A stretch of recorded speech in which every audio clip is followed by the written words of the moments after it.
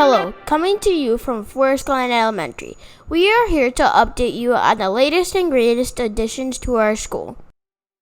We took the time to interview Forest Glen's amazing gym teachers, Mr. Crocker and Mr. Darmody. Here's what they had to say.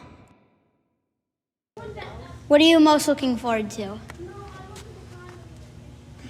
I'm most looking forward to having a lot of space indoors that we can move around in and play pretty much any game that we want because the space is going to be so big.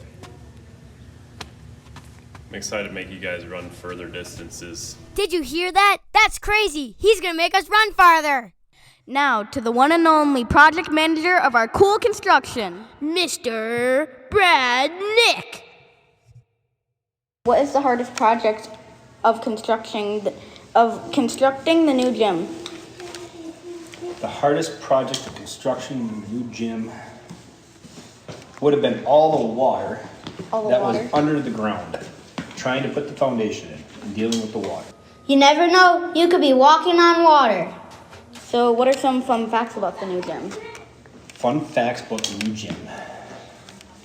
It's the biggest elementary school gym I have ever seen. I'm sure there's some out there that are bigger, but I've never seen a bigger gym. The sound panels in it were cut to fit in place here on site. So we cut them here in the field.